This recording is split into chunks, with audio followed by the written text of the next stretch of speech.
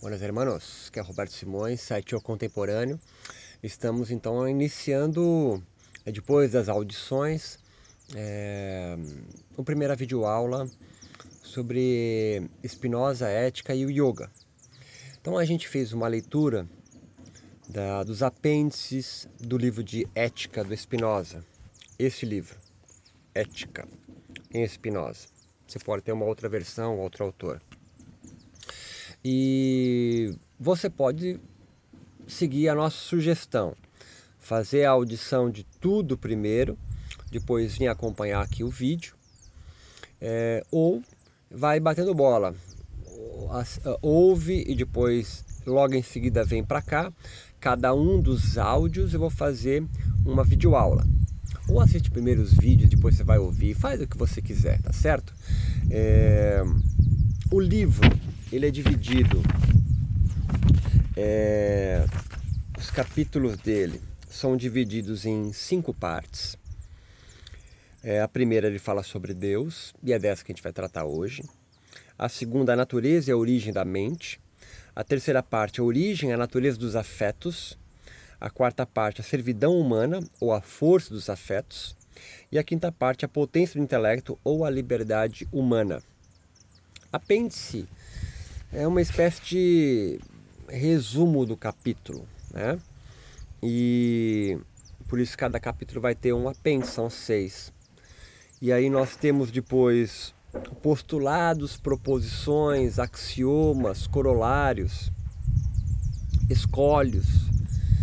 Então, se pegar o livro seguido da primeira à última página, é uma possibilidade, mas você vai ficar meio perdido. Então, foi essa a proposta que a gente fez. É importante ter o livro, talvez, para você ir consultá-lo, né?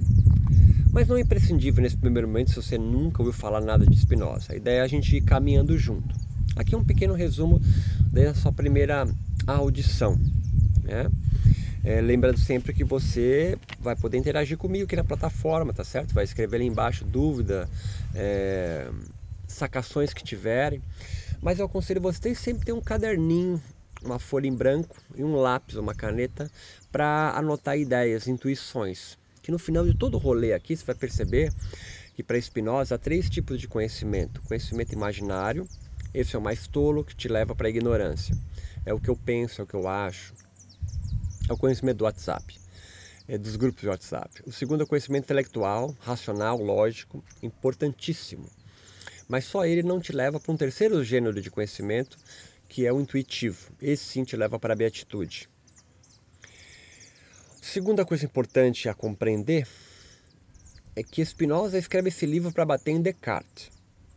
René Descartes vai construir um tipo de raciocínio totalmente lógico, geométrico, e pela sua geometria ele se diz então mais racional, né? Então Spinoza vai escrever dessa forma maluca, que também parece uma aula de matemática, justamente para mostrar que para Descartes, que era um grande filósofo da época, que é um grande dualista, né, dicotômico, separa mente e corpo, Spinoza vai defender justamente o contrário, né, o monismo, a não dualidade.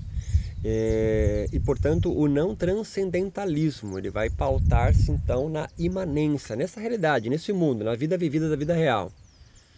Mas ele vai utilizar a estrutura de Descartes, para ninguém questionar ele e falar, mas também, olha só, não dá para entender o que você fala de uma forma que não é geométrica, né? Não é lógica, racional. Então ele vai se utilizar da mesma lógica, né, racionalismo de Descartes, para provar justamente, demonstrar justamente ao contrário de Descartes. Dito isto posto, vamos tentar adentrar aqui o rolê.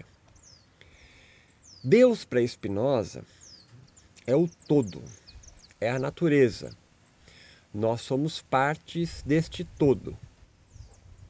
Isso é diferente do pensamento platônico, aristotélico e, portanto, cristão, no qual está pautado muito do conhecimento que nós temos de mundo, nós latino-americanos.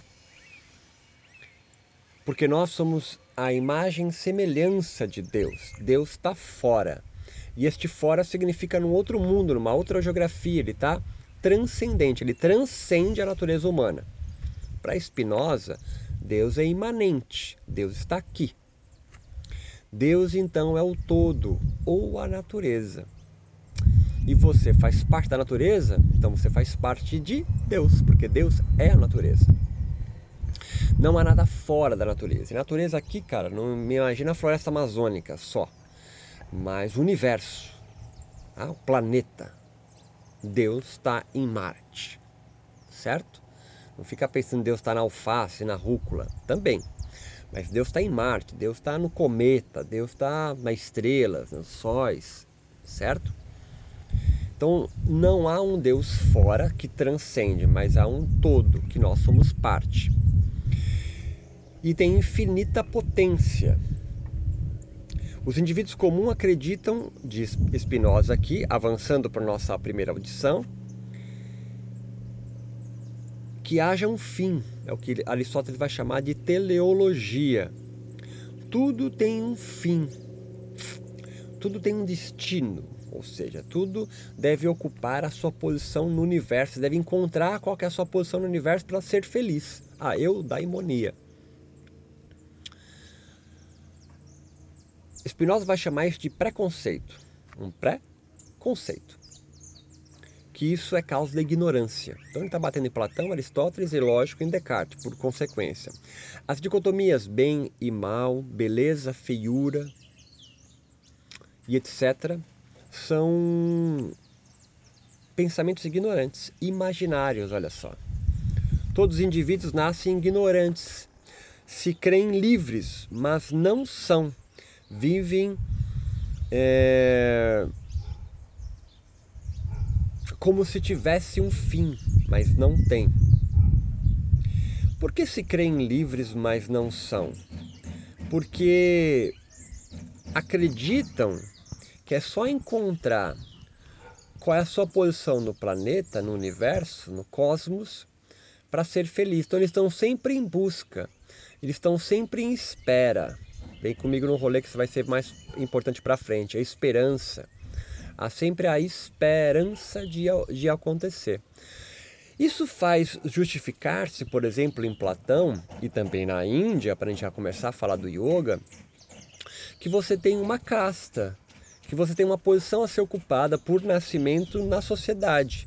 E cabe a você então só cumprir, ou encontrar, ou achar, ou submeter-se a essa função pré-concebida para ser feliz. Então, se você nasceu numa casta inferior que está pré-determinada por uma escritura sagrada a recolher cocô de bosta de vaca sagrada na rua ou queimar mortos ao rio Ganges, essa é a sua função, essa é aí que você vai encontrar a eudaimonia, queimando mortos no rio Ganges. É isso que Deus quis, entendeu o rolê?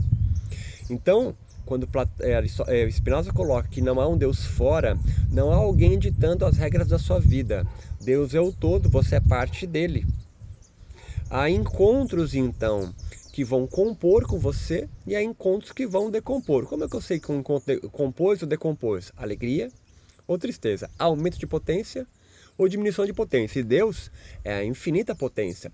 Quanto mais potência, quanto mais alegria, mais encontros alegradores que compõem com você, mais perfeito você está. Mais num fluxo divino, podemos colocar assim. Quanto mais entristecedor, menos potência, encontros que decompõem você, menos perfeito você está. Mas perfeito sempre está, mas você pode estar mais ou menos perfeito. Então a ideia de que, por exemplo, temos olhos para ver, bocas para comer, mar que produz peixes, o vento que movimenta e faz ondas. Há uma ideia das coisas naturais como um meio para uma certa unidade. Como se o vento estivesse ali sempre para produzir ondas. Que os olhos estivessem ali, nascessem perfeitos para ver. Que as bocas nasceram perfeitas para comer, intestino peristáltico.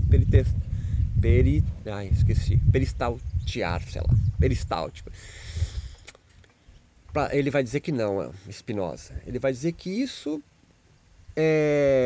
são construções, está muito mais próximo então da biologia mesmo não sendo, né? É filosofia, não é ciência, do que o que eles chamam de homens comuns, vulgos ou ignorantes mesmo, que ele vai chamar em algumas partes do seu texto como pessoas delirantes. Esse é o nome que ele dá, porque é um nome, ele só escreveu acho que em latim, então é um nome fácil para nós pôr em português, né? Ele vai chamar de delirium, né? São pessoas que deliram. Como não souberam esses delirantes, esses ignorantes, então, preconceitos, que vivem no mundo num conhecimento imaginário. Como eles não souberam explicar como estes fins, olhos para ver, boca para comer, intestino para fazer peristaltismo, o vento para formar ondas, como eles não conseguem encontrar um fim para isso, uma justificativa, eles utilizam então um Deus fora. Então, se não há, a gente não consegue encontrar, a ideia de Spinoza, um fim de por que eu coloco uma semente, ela cresce, é porque tem alguém fora que fez isso acontecer, o tal do design inteligente, hoje moderno. Então eles concluem que foram desenvolvidos para eles isso tudo. Governantes, deuses, e começam então a prestar reverência, culto a estas entidades transcendentes, Spinoza falando, que depois vai culminar num Deus só, tá certo?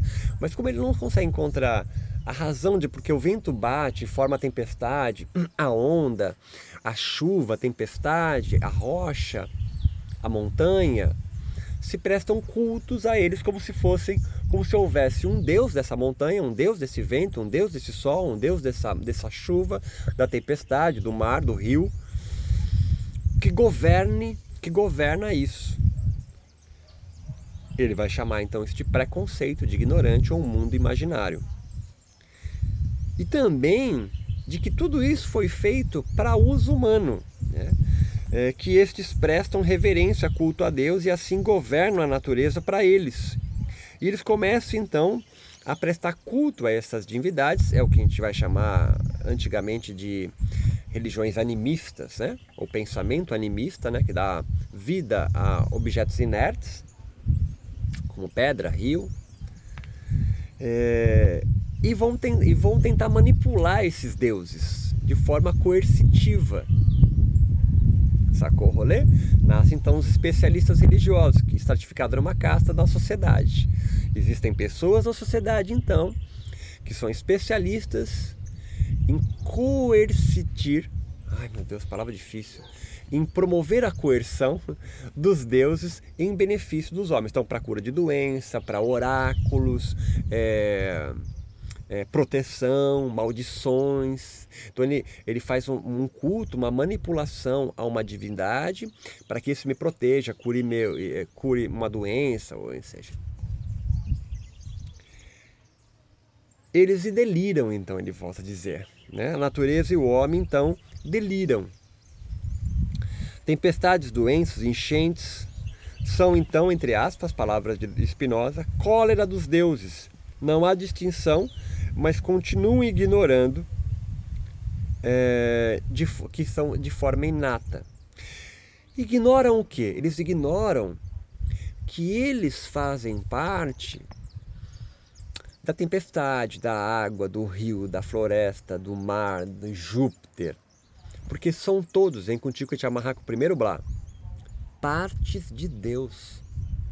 Você é constituído da mesma matéria, por enquanto, e mente, corpo e mente, de Deus.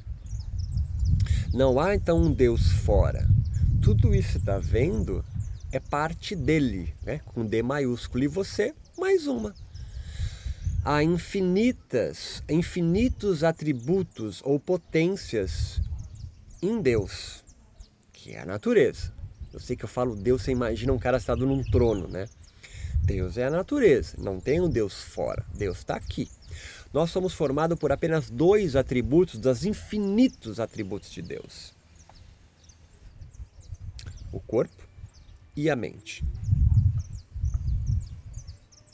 E a luz ultravioleta, sei lá. Mas é formado por outros atributos de Deus. Atributos que são modificados para transformar, construir você. Então são modos de Deus.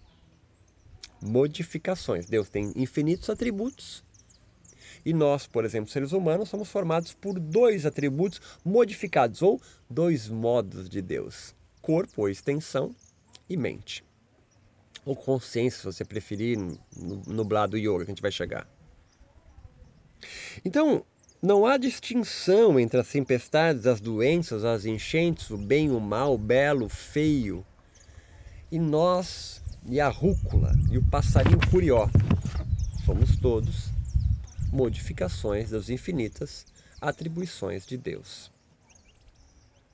Natureza, então, não tem um fim pré-fixado. Causas finais. São todos encontros. Essa é uma outra coisa difícil de compreender. Não há um fim. O vento bateu para formar as ondas e as ondas se formam para que eu possa surfar. Não. É um encontro. Vem curtir no rolê que você vai entender agora. Um vento bateu de um jeito, que teve uma ondulação X, uma bancada de areia Y, tem uma montanha aqui que segurou o vento norte, sei lá. Se formou uma onda e eu vendo aquele encontro da maré, do vento, do banco de areia, da montanha, todos Deus, todos partes dele, modificações dele. Eu mais uma modificação, o que eu faço? Eu entro nesse encontro e surfo. Não há uma causa final, não foi feita a onda para que eu surfasse. E nem há um Deus do surf, um Deus da onda, um Deus da maré, um Deus do vento, da montanha. São todos modificações dos infinitos atributos de Deus naquele encontro ali. O yoga vai chamar de sattva, né? Uma harmonia momentânea, no qual eu, que também sou uma modificação de Deus, vou entrar no jogo, vou entrar na dança. Olha aí Shiva, Deus dançarino. E por um lapso de segundo, eu comungo com mais modificações dos infinitos atributos de Deus. Eu, formado por 2 atributos, corpo e mente, vou entrar no fluxo, vou dançar junto, vou então encontrar e me compor com a modificação vento, maré, bancada, montanha, ondulação. E naqueles 4, 5, 10 segundos que eu estou pegando a onda, 10, estou chutando alto. Eu então estou em sattva, aumento de potência. Estou mais perfeito agora. Pegou o rolete? Então Deus é perfeito, Deus é a natureza. E não há um fim às causas, isso são ficções, são crenças humanas ou delírios. Achar que há uma causa final, não há causa final. Não há teleologia aristotélica. Somente encontros. Deus age com vista. Se Deus age com vista a um fim, algo lhe falta, não sendo perfeito, portanto não é Deus. Se Deus faz alguma coisa para que tenha um fim, é porque o fim não chegou. Se o fim não chegou, ele falta algo. Se falta algo, ele não é Deus. Porque Deus é perfeito e nada lhe falta. Esse é o raciocínio que ele vai utilizar. Então, como eles são ignorantes disso, eles buscam ordenar isso, os encontros, como se fosse possível ordenar os encontros, colocar em gavetas, para achar um fim, e não há um fim. E aí eles condenam tudo que é desordem. Mal é diferente de bem, o diabo do Deus, o feio do belo. Essas desorganizações, à vista dos dualistas, que tem Deus fora, para os monistas imanentes, que têm o Deus dentro, são apenas encontros e não desorganizações ou imperfeições que devem ser organizadas. Isso é um delírio. Organizar a sociedade em casta, porque cada um tem um fim. O Brahmani é não sei o quê, o Kshatriya faz não sei o quê. Então estes, os ignorantes, a Vidya, são obsessivos pela ordem. E dão essa ordem ao atributo de Deus. Tudo tem que estar muito bem ordenado. Há uma obsessão sobre isso. A ignorância, então, é a causa da imaginação. E nisso se casa muito com o yoga, pelo menos de Patanjali. A ignorância é o fim do yoga e não Maya. O atributo das causas, tudo pensam que é por servir a eles mesmos. E não, as coisas acontecem porque tem que acontecer, são encontros fortuitos. Cabe a você encontrar de forma que componha com você e aumente sua perfeição. Então, atributos como doce, amargo, duro, macio, barulho, harmonia, são preconceitos. Não existe isso na realidade. A perfeição só existe na cabeça de quem tem um Deus fora. Então entra um conceito importante das afecções. Cada cabeça uma sentença, ou seja, os homens julgam as coisas de acordo com suas imaginações. A perfeição das coisas só podem ser incluídas ou calculadas pela sua própria natureza e potência. Não é a natureza das coisas, mas entes da imaginação, essa busca pela organização. Espero tenha contribuído. A gente vai galgando devagar. Esse era o meu blá nessa primeira leitura do apêndice, na introdução no pensamento de Deus e na diferenciação do Deus dual para o Deus monista, o Deus da imanência e não da transcendência. Meu nome é Roberto Simões, site O Contemporâneo. Nos encontramos na próxima aula, então. Forte abraço.